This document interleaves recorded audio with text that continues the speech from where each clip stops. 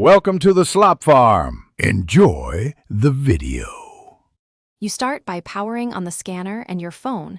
This is necessary so the radio can communicate. Once done, enable Bluetooth and grant location permissions.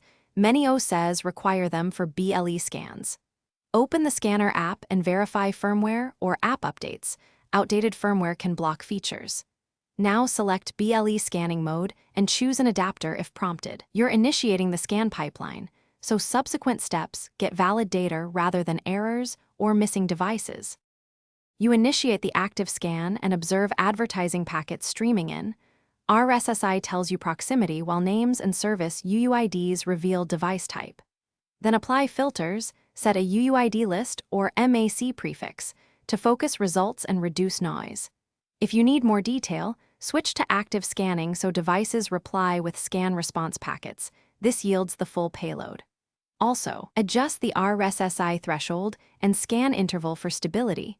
Short intervals give responsive. You connect to the chosen device and run service discovery to map characteristics.